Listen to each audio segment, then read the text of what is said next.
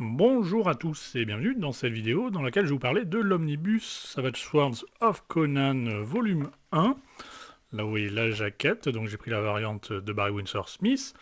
Alors c'est sorti chez Panini évidemment, ça c'est le volume 1, sachant que le 2 est disponible aussi. J'avais prévu de le faire normalement il y a 6 mois, mais bon finalement j'avais pas eu le temps, donc ça m'a été demandé à plusieurs reprises. Donc là je vais vous le montrer un petit peu. Ce volume 1 donc d'Omnibus Savage Swords of Conan, qui est la deuxième série en quelque sorte de Conan après Conan le Barbare. Donc il y a beaucoup de choses à dire, hein. Donc je vais essayer donc déjà ouais, vous avez vu le dos comme pour l'Omnibus Busiek de Conan, vous avez un joli dos, donc ça c'est plutôt sympa. Oui, là, le contenu, vous voyez que ça commence effectivement avec les Savage Tales 1 à 5. Puis ensuite, on donnera une série à proprement parler, enfin à part entière si vous voulez, à Conan, donc avec Savage Sword of Conan. Et donc là, vous avez les 12 premiers volumes de Savage Sword of Conan, sachant que c'est une série qui est extrêmement longue. Elle va donc de 74 à 95, je crois, si je dis pas de bêtises. Et vous avez, logiquement, vous allez avoir genre 12 ou 13 omnibus, donc c'est tout à fait considérable. Vous avez plus de 200 épisodes en tout, 235 je crois, ou quelque chose comme ça. C'est du noir et blanc. Là, vous le voyez en couleur, mais à l'intérieur, vous allez voir, c'est du noir et blanc. C'est une série qui est excellente, hein, pour beaucoup de gens d'ailleurs, même elle est même meilleure que la série Conan le Barbare. Bon, j'entrerai dans les détails tout à l'heure.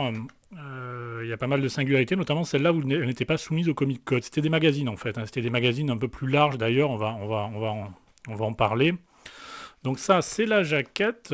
Oui, c'est essentiellement du Roy Thomas à l'écriture, et puis après ça va être surtout du... Bon, il y a un petit peu du Barry Windsor Smith au début, sur Savage Tales, mais après ça sera essentiellement du John Buscema, avec différents encreurs, et vous verrez notamment quand il est ancré par Alcala, que c'est quelque chose. Qu'est-ce que je voulais dire? Oui, donc là, je vais vous montrer un petit peu ce qu'il en est. Oui, je teste un nouveau setup avec un nouveau micro, donc s'il y a des ratés, ben, vous faites comme s'il n'y en avait pas, hein. Mais voilà, donc non, mais j'espère que tout va bien se passer. Mais voilà, donc là, vous avez les crédits, donc c'est surtout du Roy Thomas, et après, c'est surtout non pas du Romita, du Buscema, voilà, il est là. Euh, donc là, vous avez le sommaire. Qu'est-ce que je voulais dire? Oui, avant d'entrer dans le vif du sujet, je voulais parler de deux petits soucis, peut-être deux petits éléments qui peuvent poser problème. C'est d'une part le papier. Alors en fait, le papier il est très fin. Le papier est extrêmement fin par rapport aux omnibus traditionnels.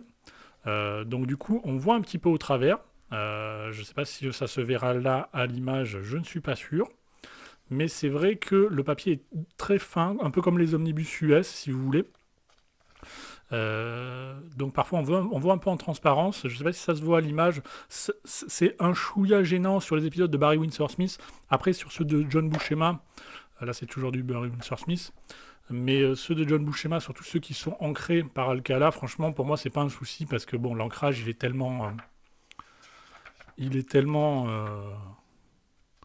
non c'est pas encore là, c'est où qu'il est ancré par, ouais là ça doit être ancré par Alcala, voilà. L'ancrage, il est quand même assez dense, donc honnêtement, le fait qu'on voit au travers, euh, ouais, c'est quand même assez magnifique. Je trouve que ce n'est pas extrêmement gênant. Euh, Moi, honnêtement, ça ne m'a pas dérangé. Le fait qu'on puisse voir au travers un petit peu, c'est vrai que sur du noir et blanc, ça peut, dans l'absolu, poser un petit souci, hein. Mais l'un dans l'autre, limite, je préfère parce que l'avantage, c'est qu'au moins, il est beaucoup plus maniable, beaucoup plus léger. Il fait, je crois, même pas 5 cm d'épaisseur. Alors qu'il fait, je crois, genre un peu plus de 1000 pages. Cet omnibus, il a 80 euros, je ne l'ai pas dit. Mais du coup, il fait même pas 5 cm d'épaisseur.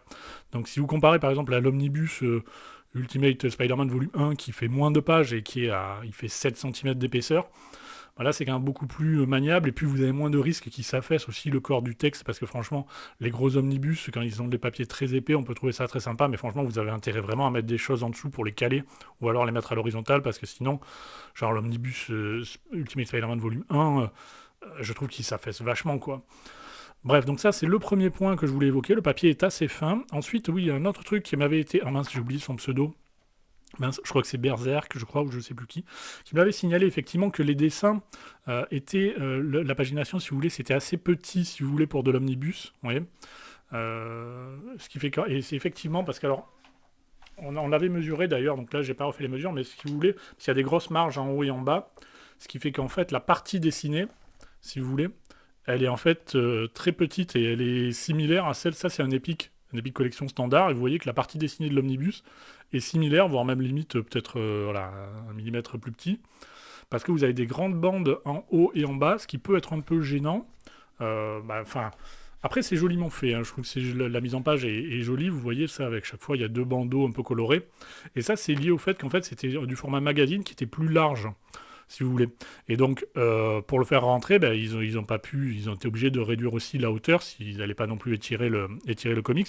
Donc du coup, ça fait une partie dessinée qui est quand même relativement réduite.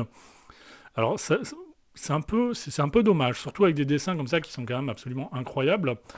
Et c'est dommage parce que, ouais, donc ça aurait mérité, je trouve, de faire une. Je vous inquiétez pas, après je passerai en détail.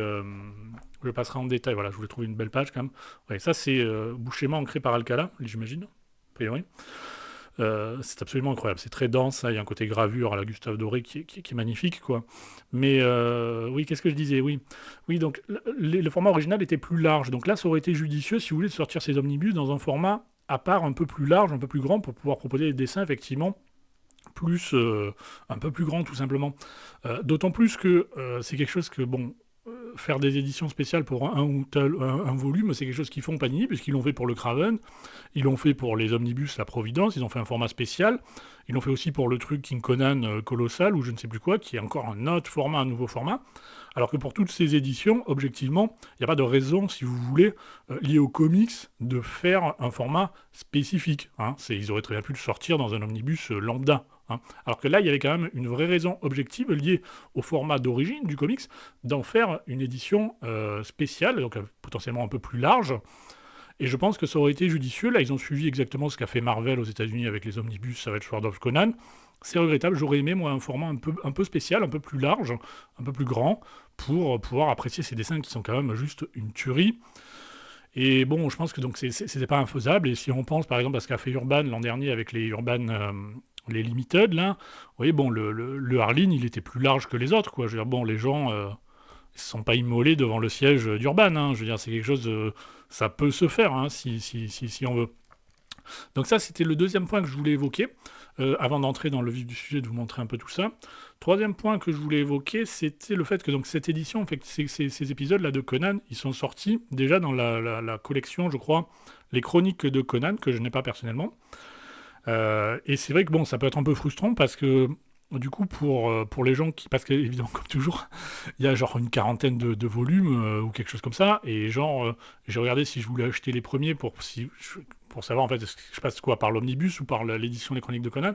Évidemment, les Chroniques de Conan, c'est épuisé genre des années, je crois, des débuts jusqu'à 86 ou quelque chose comme ça. Donc c'est vrai que je comprends que ceux qui avaient déjà pas mal de volumes de la collection Les Chroniques du Conan, j'imagine qu'ils doivent être un peu écœurés de voir qu'on le sorte maintenant en omnibus, plutôt que de rééditer les Chroniques de Conan des débuts qui sont épuisés. Et comme vous le savez, à chaque fois que c'est épuisé, on les trouve du coup d'occasion très chers, parce que en soi, en termes de prix, c'était à peu près équivalent, les Chroniques de Conan et l'omnibus, parce que là c'est un peu plus de 1000 pages pour 80 euros, ce qui est ok, hein, comme deal.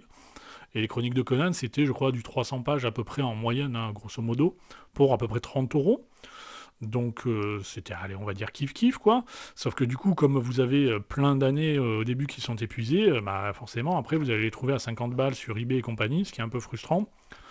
Quand c'est pas 100 balles, d'ailleurs, j'ai vu pour certains volumes, ce qui est forcément est agaçant. Donc là, du coup, bah, si vous voulez vous faire la série dans l'intégralité, effectivement, je pense que l'idéal, c'est de faire... Ouh, que j'ai fait long, déjà. Oui, donc je pense que l'idéal, c'est de passer par les omnibus, hein, malgré les quelques petits défauts que j'ai évoqués en début de vidéo. Parce que là, au moins, vous avez déjà 2 volumes de disponibles. Je vous dis, il doit y en avoir en tout une douzaine. Donc, vous vous dites, suffit de suivre voilà, les parutions. Ils en ont sorti 2 la première année, quand même, là, Panini. Donc, voilà, s'ils vont à un rythme assez régulier, vous pouvez espérer avoir la série complète. Alors que dans la collection Les Chroniques de Conan, ça risque d'être compliqué. Là, vous avez une grande introduction de Roy Thomas. Je commençais à avancer quand même. Et oui, je voulais dire autre chose, je ne sais plus quoi. Bon, passons, ça me reviendra, tant pis. Oui, c'est le problème avec ce genre de vidéo. Donc là, vous commencez avec Savage Tales, vous voyez, et ils vous ont mis tous les trucs qu'il y avait dans le Savage Tales, c'est-à-dire pas que Conan le Barbare, c'était un magazine, et vous aviez plusieurs trucs. Vous aviez aussi La Fureur des Fémisones, L'Homme-Chose, qu'on avait déjà vu dans l'Omnibus Homme-Chose, Frère Noir, par Denis O'Neill, ça c'était Denis O'Neill, et un épisode de Khazar aussi. Moi, je les trouve pas mauvais. Alors, effectivement, ils auraient pu aussi juste mettre l'épisode de Conan le Barbare, hein, très clairement, parce que les autres n'ont absolument rien à voir avec Conan. Je suis relativement content qu'ils les aient mis parce qu'il y avait plusieurs choses que je ne connaissais pas et que moi j'ai trouvé sympa. Les gens qui disent que c'est nul, La Fureur des Fémisones et Frères Noirs, Vaughan d'ailleurs, je crois, avait dit que c'était nul. Moi je trouve que c'est plutôt sympa. Frères Noirs, franchement, c'était très intéressant, j'ai trouvé. Donc là, vous avez le Conan le Conan, enfin, Conan the Barbarian, mais bon, c'est Conan de Barry Windsor Smith, c'est Frost Giant Daughter, ça, un truc comme ça.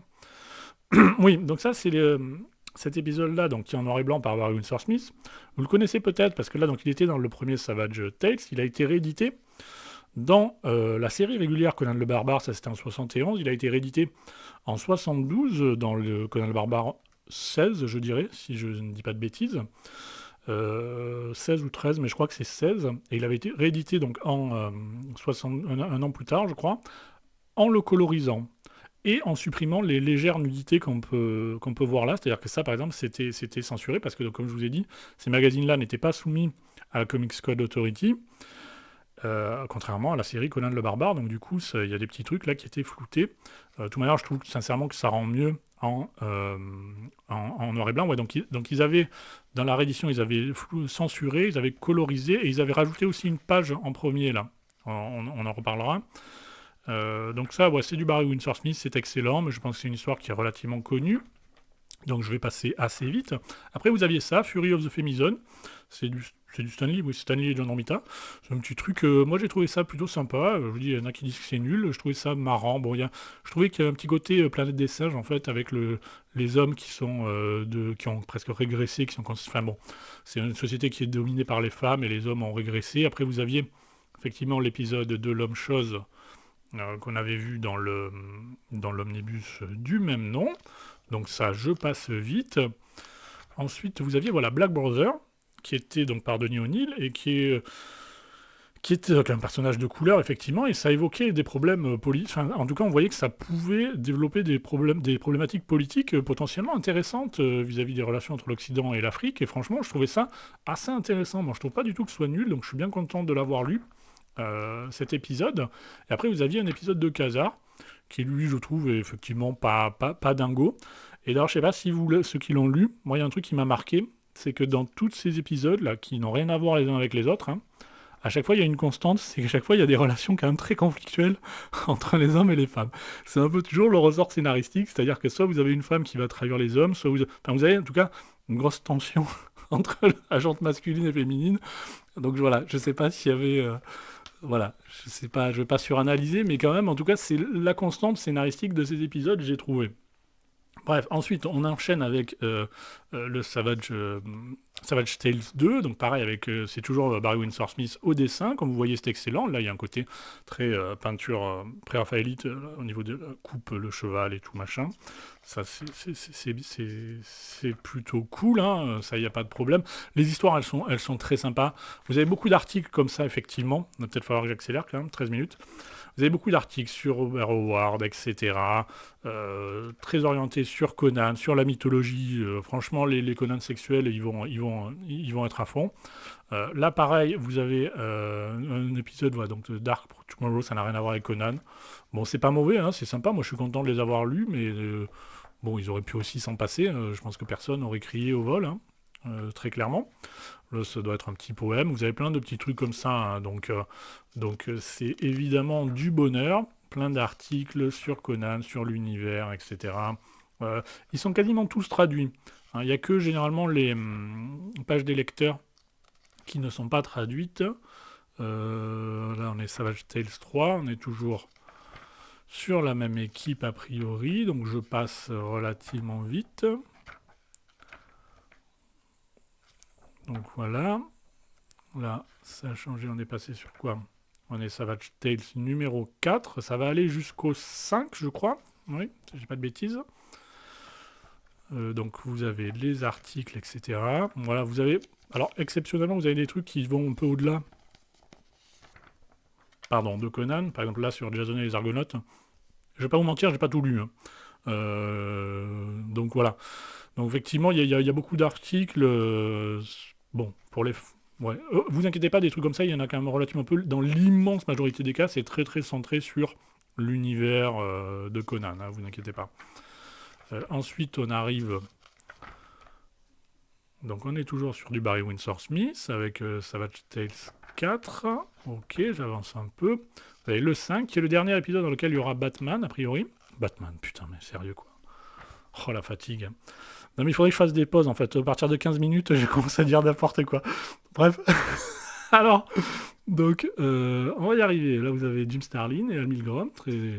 Pourquoi pas, c'est marrant. Donc, c'est toujours Savage Tales 5. Bon, c'est pas ce que je préfère personnellement en termes de dessin, mais bon, pourquoi pas.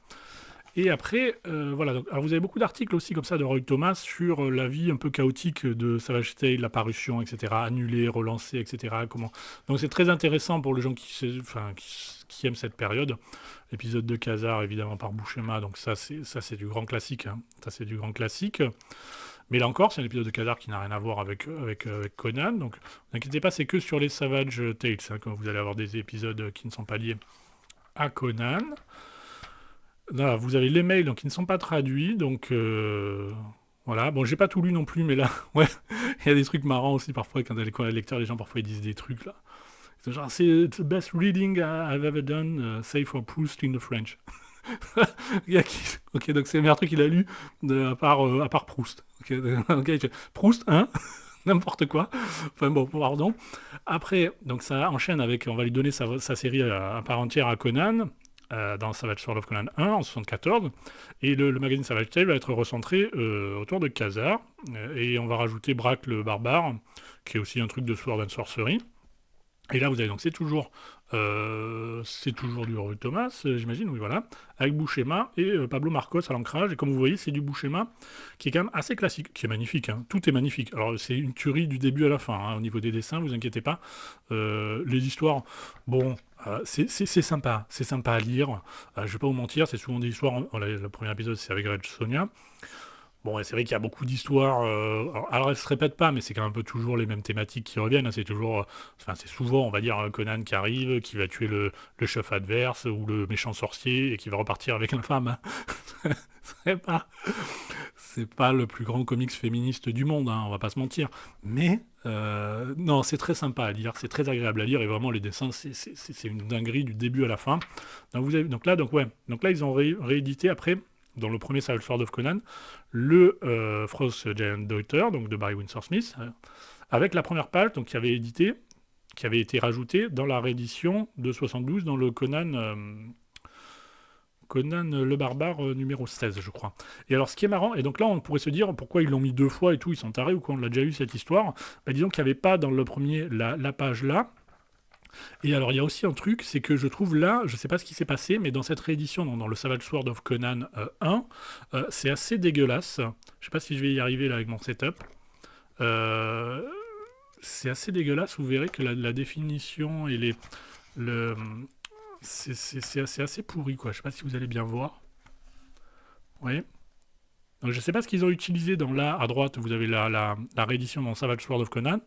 Et comme vous le voyez, bon, par exemple, les pointes là ont disparu, donc je sais pas exactement ce qui s'est passé, mais c'est beaucoup moins... Oh, le micro. Ouais, je vous dis, je teste un nouveau setup, hein, donc il risque d'y avoir des petits ratés, mais globalement, c'est nettement moins fin. Je sais pas si on va voir là. Il faudrait peut-être plutôt que je fasse, je sais pas si vous voyez, les visages, vous voyez, des deux personnages en haut à gauche. Bon, je sais pas s'ils ont utilisé dans la réédition de Savage Sword of Conan, mais bon, c'est pas tip top. Bref, passons. Après, on a Savage Sword of Conan 2. Avec, voilà. Et là, vous arrivez avec le Buscema ancré par Alcala. Et là, c'est une tuerie absolue. Alors, c'est un ancrage qui est quand même très lourd, hein, j'allais dire épais, très heavy, comme on dit, qui est très dense, notamment les arrière-plans et tout. C'est très... Alors, moi, j'ai souvent lu et entendu dire que Buscema n'était pas très fan de l'ancrage d'Alcala, justement parce que, bon, ça dénaturait un peu ses dessins, ça rajoutait un peu trop, en fait, à ce que lui avait dessiné. Mais sincèrement, la tuerie que c'est, quoi. C'est un truc de malade, quoi. Moi, je suis ultra fan. Moi, je comprends qu'un dessinateur, ça puisse l'agacer, qu'on rajoute autant de trucs, évidemment. Mais c'est une tuerie, mais de toutes les pages. Et c'est principalement cette équipe-là qu'on va avoir sur, on va dire, la plupart des épisodes. Et regardez-moi ça, quoi. Ça m'arrive rarement, mais là, c'est vraiment un truc où, en le lisant, plusieurs fois, je m'arrêtais. Et je m'arrêtais et je disais, non, mais en fait, je veux juste regarder les images, quoi. Ça va en trigger certains, mais c'est une dinguerie, quoi. Bon, c'est très dense, hein. C'est très dense au niveau des arrière-plans et tous les murs, tout ça, c'est très... Mais c'est une tuerie absolue, quoi, hein. Et c'est vrai que là, euh, c'est marrant, parce que ça fait un peu écho à ce qu'on disait sur la dernière vidéo sur le Batman de Silvestri, c'est que là, avec un ancrage pareil, je veux dire, enfin, si tu rajoutais de la vidéo, putain, mais je vous dis, il faut que je fasse une pause après 10-15 minutes, hein. Si vous rajoutiez de la couleur là, ça serait une catastrophe, quoi. Mais regardez-moi ça, quoi. Regardez-moi ça, quoi. Je vous dis, c'est, c'est, c'est incroyable pour moi, quoi. C'est vraiment le duo Buscema-Alcala, c'est quelque chose d'assez impressionnant, hein. C'est vraiment la quintessence de Conan pour moi. Bon, vous avez toujours donc les articles, il faut que j'accélère quand même, hein, effectivement. Donc voilà, les articles, voilà, donc c'est les courriers des lecteurs qui n'ont pas traduit, donc c'est quasiment la seule chose, hein, qui n'ont pas traduit. Là, donc c'est ancré par Marcos, donc c'est quand même beaucoup plus léger, beaucoup plus... donc, quelque part, on reconnaît un peu plus le style de Buscema, même si, bon, ça va quand même, c'est pas si léger que ça, quand même. Non, finalement, pas tant que ça, mais bon. Voilà, donc les histoires, je sais plus si je l'ai dit, mais globalement, vous avez une continuité, mais qui est pas non plus stricte. Vous avez des choses parfois qui peuvent se suivre un petit peu, mais dans l'ensemble, vous pouvez quand même aussi pas mal lire les histoires de manière individuelle, hein. Là, vous avez Tony DeZuniga. Vous avez pas mal d'histoires qui, objectivement, peuvent quand même, grosso modo, se lire. Vous allez voir, il y a pas de manchot, hein, au dessin, hein. A priori, c'est pas là que vous allez avoir des trucs dégueulasses, hein. Et oui, mais la plupart des épisodes, oui, vous pouvez quand même, grosso modo, les lire indépendamment les uns des autres. Là, on revient sur Boucher ancré par Alcala. Euh, c'est franchement... c'est pour ça que je conçois que certains puissent... Moi aussi, d'ailleurs, je sais pas si je vais poursuivre mon numéro 1, moi, ça, quoi. Non, mais ils sont sérieux, quoi. Mais c'est pour ça que je sais pas si je vais poursuivre la série. Je pense que je vais me prendre le 2 quand même. Mais après, il faut vous dire aussi que si vous n'êtes pas... Voilà, dans les trucs comme ça fait un peu Gustave Doré avec l'autre qui jette les éclairs. Mais vous pouvez aussi juste vous prendre le volume 1, en fait, hein, ou le volume 1 et le volume 2. C'est pas gênant, vu que c'est...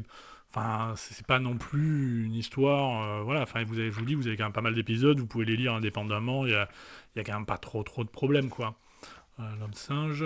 Bon, les histoires, bon, moi j'ai tout lu, les comics, j'ai tout relu, sauf les textes, évidemment, ça je vous dis, j'en ai lu, allez, peut-être même pas un tiers. C'est qu'après, on peut peut-être regretter, enfin, certains regretteront peut-être qu'il y ait tous ces articles, etc., en se disant que... Regardez-moi ça, quoi. En se disant que, bon, s'il n'y avait pas tous ces articles, bah, du coup, forcément, il y aurait moins d'omnibus, quoi. Donc, quelque part, ça serait moins cher, hein, forcément. Mais ce que je regrette surtout, moi, c'est qu'ils n'aient pas sorti une édition en plus grand format, parce que vraiment, les dessins, voilà, vous avez évidemment, a priori, oui, la fameuse scène avec le vautour, j'imagine, voilà. Et oui, je regrette surtout qu'ils aient pas sorti ça en plus grand format, quoi, comme ils l'ont fait pour leur truc King Conan Colossal, quoi. Parce que pour ça l'aurait vraiment, je vous dis, justifié, vu que le comics de base, il était plus large, quoi. Donc c'est vraiment frustrant. Et puis en plus, les dessins, ça a l'air sympa, le King Conan Colossal, mais ça vaut pas qu'un Buscema et Alcala, hein. Faut être sérieux 2 minutes, quand même, quoi. Enfin bref. Donc oui, bon, on va passer un peu. Après, c'est que du noir et blanc, hein, ça. Donc si vous êtes allergique, ça va continuer d'ailleurs sur les autres volumes d'Omnibus en noir et blanc, hein. Donc si vous attendez à ce que ça passe à la couleur, bah, à ce moment-là, il faut plutôt vous pencher sur l'autre série de Conan, donc Conan le Barbare, qui n'est qui n'est pas dispo en omnibus, je crois, hein, chez Panini, aux États-Unis, si, peut-être pas la série complète, évidemment, mais je sais que le tome 1 est disponible en omnibus aux États-Unis, donc en France, je pense que c'est disponible en intégrale, a priori, la série Conan le Barbare. Euh, bon, c'est magnifique, hein, sincèrement. Les histoires sont pas une. Franchement, c'est sympa. Alors ouais, je disais, ouais, c'est en dehors du Comics Code, donc il pouvait se permettre un peu plus que ce qu'il faisait dans la série Conan le Barbare. Après, sincèrement, en termes de nudité et de sexe, bon, c'est pas, c'est pas Providence de l'amour. Je veux dire, c'est très très léger quand même, hein.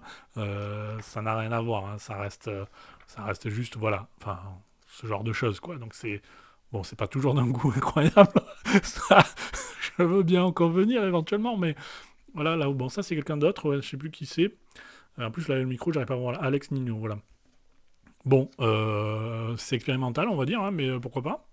Pourquoi pas? Je pense que ça sera hit or miss, hein, ça, auprès des gens, clairement. C'est pas toujours incroyablement lisible, mais en même temps, je pense que c'est aussi un peu le but. Enfin, peut-être, je sais pas. Bon, c'est qu'un épisode, lui, hein, donc vous inquiétez pas, si ça vous branche pas plus que ça. C'est essentiellement du bout schéma, hein, très clairement. Donc on va passer, donc toujours, voilà, voilà, on arrive au Savage Sword of Conan numéro 7. On est toujours Bouchema et Alcala, donc là on peut montrer parce que c'est quand même donc vous voyez c'est très noir quoi, je veux dire au niveau de l'ancrage. Ouais, il est pas économe hein, Alcala, hein. Il y va à fond. C'est vrai que c'est un peu dense quoi, mais ça rend tellement bien quoi. Ça rend tellement bien, c'est vraiment je ne m'en lasse pas. Et logiquement, je crois que dans l'Omnibus volume 2, vous pourrez me confirmer, mais il y a toujours encore ancré par Bouchema, ancré par Alcala. Donc c'est pour ça que je pense que je vais quand même me prendre le volume 2. Et peut-être qu'après, selon qui, je verrai quoi, si je continue ou non. Même si je vous dis, après, c'est pas la mort d'arrêter le. D'arrêter le. Ouais, donc vous savez toujours, hein, les sorciers, voilà, les sorciers plus ou moins maléfiques. Voilà, c'est vraiment du Sword and Sorcery complet, hein. Il n'y a aucun souci avec les thématiques récurrentes d'Howard. Bon, pour moi, c'est du tout bon, hein. Si vous n'êtes pas allergique à la noir et blanc, à la noir et blanc, putain, mais sérieux quoi. Si vous n'êtes pas allergique au noir et blanc, je vous dis 80 € en soi pour un peu plus de 1000 pages, pour moi c'est ok, je trouve. Je regrette juste ce format en fait. J'aurais vraiment, je me répète, je sais, mais j'aurais vraiment préféré une édition en plus grand format. Mais bon, voilà, on va avancer. Je vais quand même.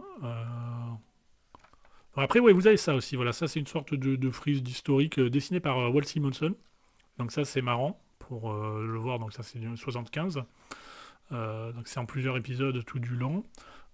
C'est sympa. Bon après on va avancer quand même hein, parce que bon. C'est Tim Conrad au dessin.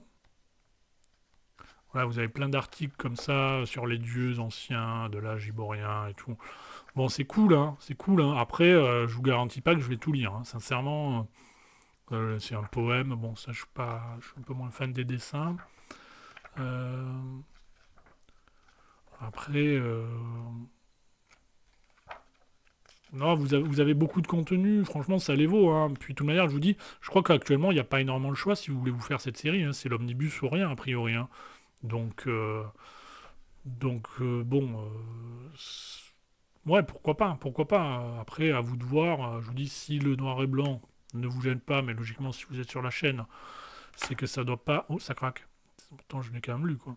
C'est que ça doit pas vous gêner plus que ça, le noir et blanc. Bon, bah, c'est magnifique, hein. Et ça, il n'y a pas de souci, hein. Après, après, voilà, c'est à vous de voir. Bon, moi, Young Montalo à l'ancrage, ok.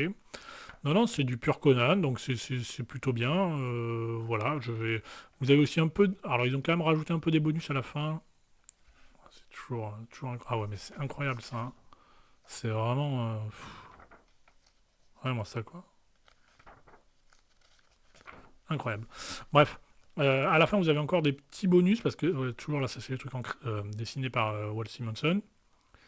Et voilà, vous avez aussi juste le bullpen là, de Marvel qui n'est pas traduit. Et après, vous avez voilà, des petits bonus comme ça, bon, les annonces, etc. Bon, sans plus, sans plus, sans plus. Voilà, donc pour moi, c'est plutôt, pour le prix, ça vaut le coup, hein. Je vous dis, je pense avoir fait le tour de la question. Si vous avez des questions, n'hésitez pas. Les gens vous répondront de toute manière, j'imagine. S'il y a des gens qui s'y connaissent plus que moi sur Conan. Et puis voilà. Donc le volume 2, je pense pas en faire, même si je le prends, je pense pas vous faire une vidéo. Mais Voilà, donc je pense que j'espère ne rien avoir oublié parce qu'il y avait beaucoup de choses à dire, donc puis les vidéos comme ça, informelles, bah, parfois on prévoyait de dire des trucs et puis finalement on a oublié. Donc j'espère que j'ai pas oublié. Voilà, allez à bientôt, à plus!